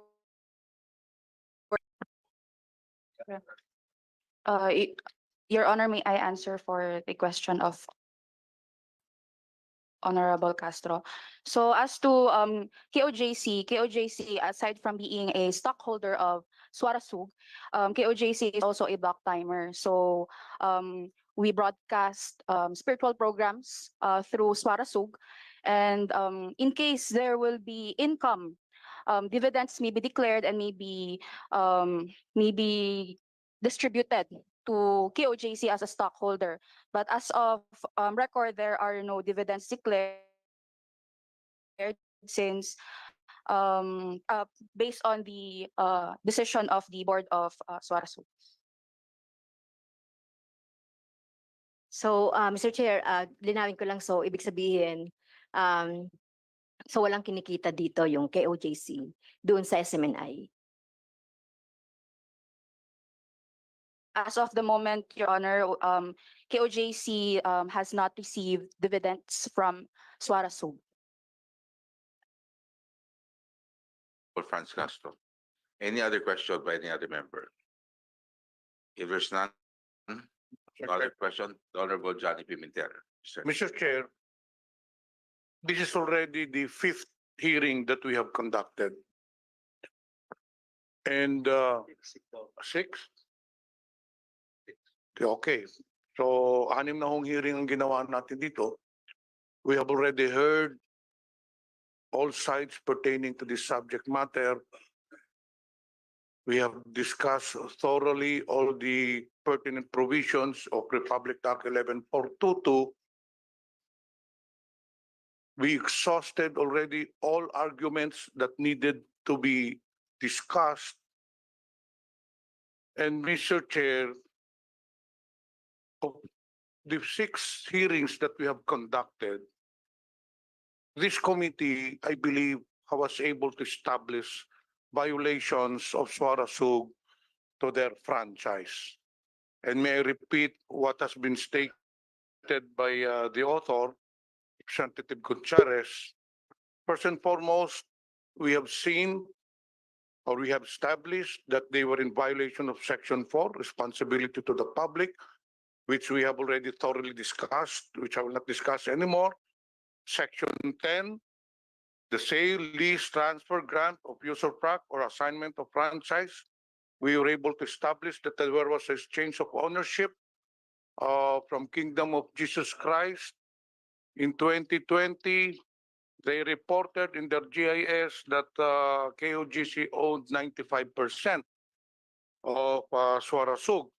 However, in 2022, as per their GIS, the shares of KOJC was diluted to 46% and it was transferred to Phoebus Global Holdings, I believe. So clearly there was a transfer of ownership, and under Section 10, they should report this to Congress and or rather ask permission from Congress. And once the transfer is consummated, they should report it to Congress within 60 days, which they did not do. Now, under Section 11, we have also established that they were also in violation of this pertinent provision, dispersal of ownership. It is very clear that in the life of their franchise, they should offer to Filipino citizens at least 30% of its outstanding stock. However, for the past 29 years on which they have been operating, not a single stock has been offered to Filipino citizens. And lastly, Section 12, which is the reportorial requirement. So, Mr. Chair, klarong-klaro ho, although of course, the legal counsels of Suarasug will oppose our findings. They have their own interpretation also of the law. But I believe that this committee has found sufficient grounds to revoke their franchise. On this note, Mr. Chair, this representation would like to move for the approval of House Bill number 9710, an act revoking the legislative franchise granted to Suarasug Media Corporation. So move, Mr. Chair. There's a motion. Approval of House Bill 9710. Any second? Second the motion, Mr. Duly seconded by the Honorable Pancho. Any objections? The chair in objections, House Bill number 9710 is approved as with no amendments. May I suspend the hearing to direct the committee secretary to prepare the committee report. Session suspended.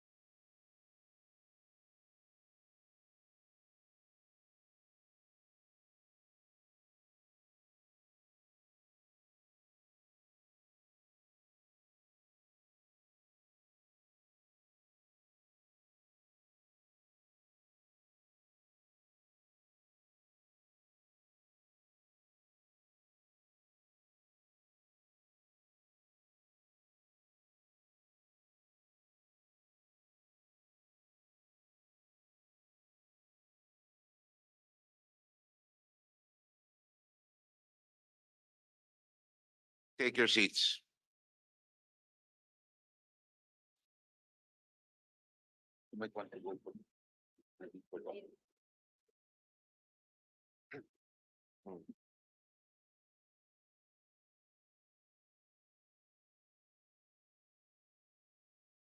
Committee report. Siya lang mag-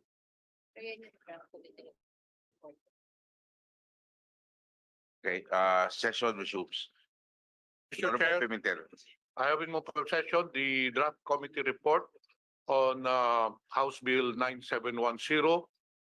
So again, on this note, Mr. Chair, I move for the approval of the committee report.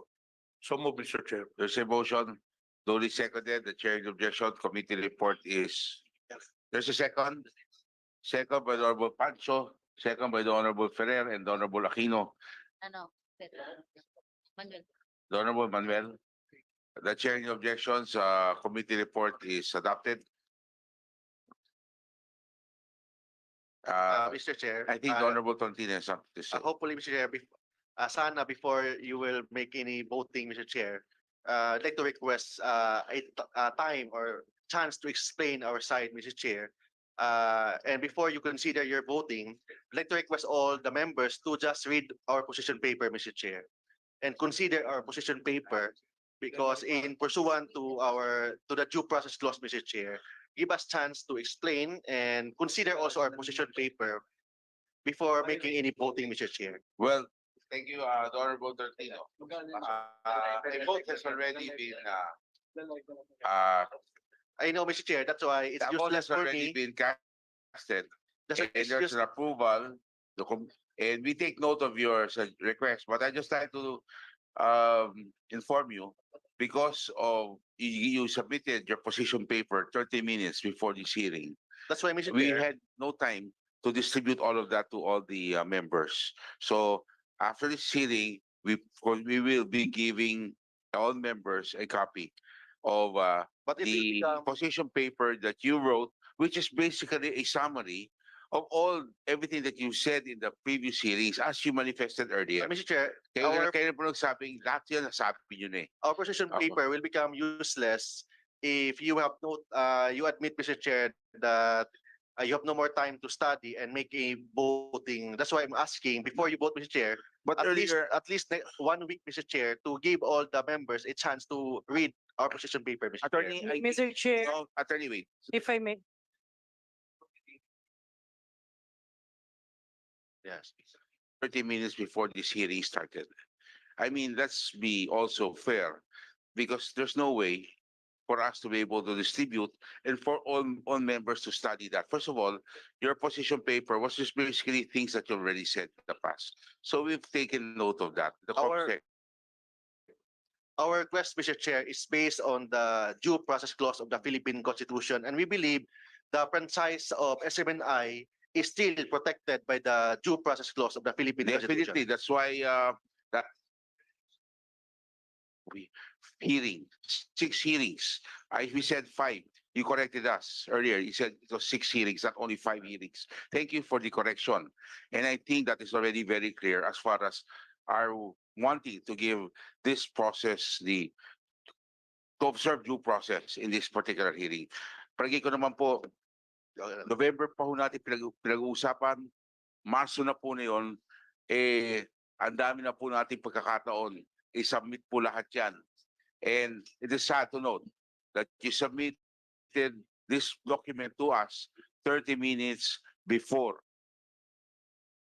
this hearing, Mr. Chair. which we find truly unfair. We submit Thank to you. the sound discretion of this honorable committee, but we still stand with our position, Mr. Chair. Your stand is requested. Your stand is noted, and we request that the COMSEC be directed to submit and distribute all those documents which were submitted 30 minutes today, 30 minutes before this hearing. Thank you. Mr. Chair, a very short Yeah, Mr. manifestation. Chair. Yeah, Mr. The Chair. Honorable Janet Karin.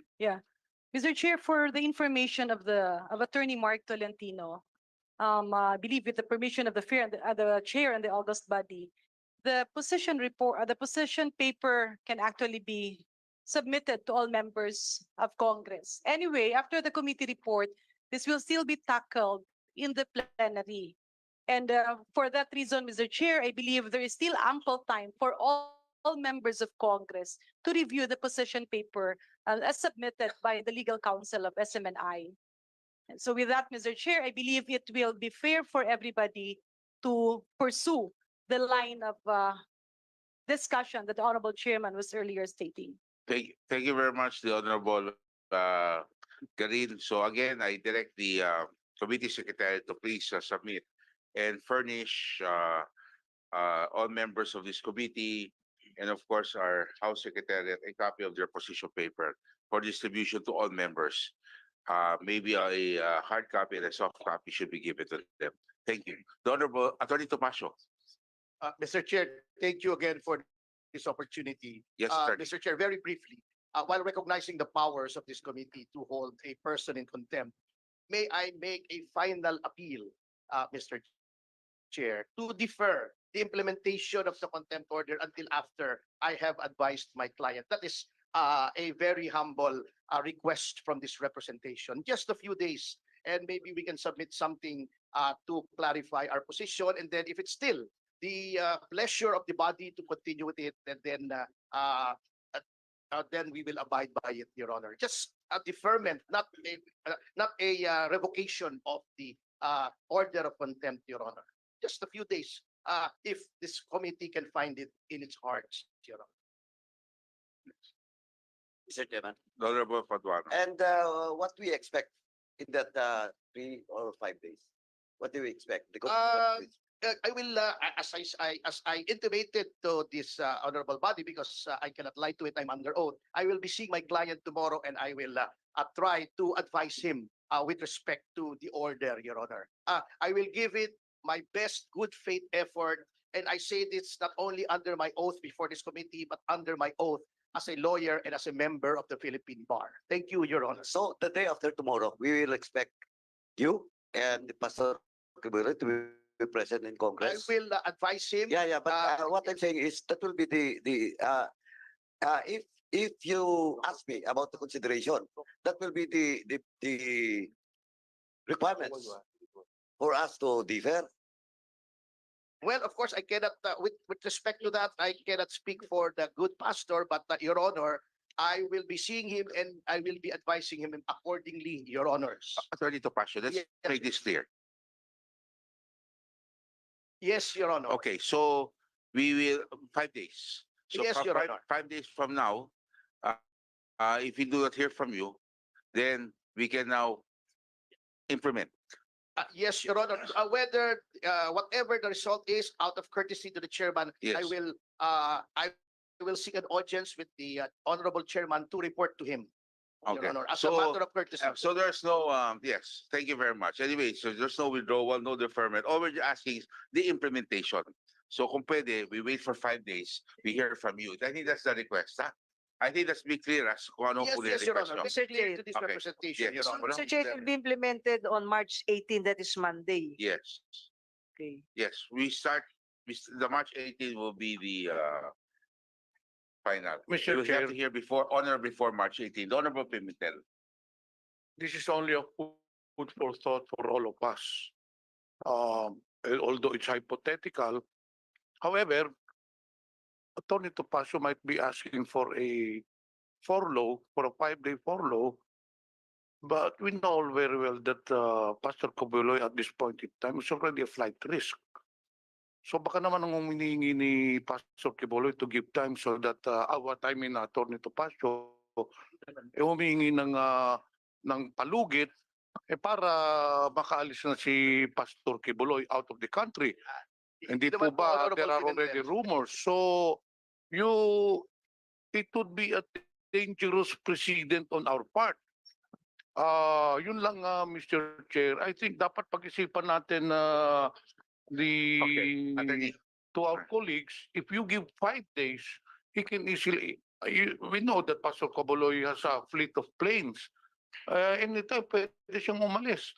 Unless, of course, that we issue or we request a whole departure order from immigration, considering that we have already issued a contempt order and there is already a request for search warrant, or rather an arrest warrant from the Sergeant of Arms, and then there is a pending again subpoena or contempt from Senate. So dalawang chamber ito, Your Honor, hindi po natin maalis yung Atty. Topacio that at this point in time si Pastor Quiboloy nag-iisip na rin niya na tatakas.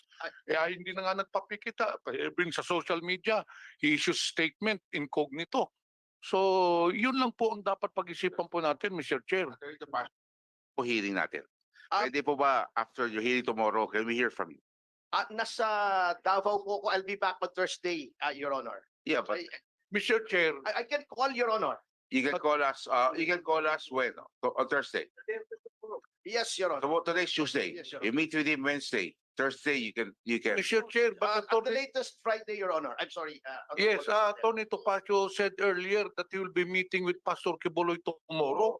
So why will we give him 5 days? Siguro pinagaman until tomorrow. Okay, we'll give you up to Thursday. Your Fair Honor, enough. with respect to the apprehension that you will be pleading, there's already a lookout bulletin, Your Honor, issued, directed from the DOJ to the immigration. Okay. So, That's why. it is- And maybe we can also say that if he wanted to really leave, he would have been. He would have left yes, already. actually, Your Honor, I was about to say that. Thank you, Your Honor. Okay. Your Honor, could you give me at least until Friday? Okay, we will give you the deadline. With the permission of the movement and those that have seconded, do you have any objections to giving him up to Friday?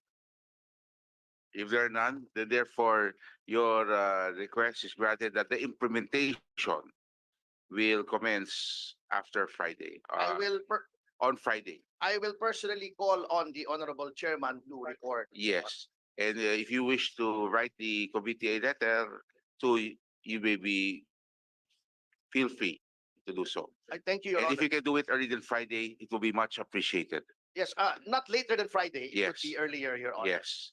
Thank you very much. We Okay. appreciate the gesture of the committee, Your Honor. Okay, Thank thank you. you very much. Okay, so that is clear that the contempt charges stay, but we will give them 3 days after his one-on-one meeting with Pastor Quiboloy in Davao. Thank you very much, Thank Your you very Honor. much. Mr. Chairman, Yes. I move to adjourn. There's a motion to adjourn, duly seconded. The chair in objection. This session is adjourned.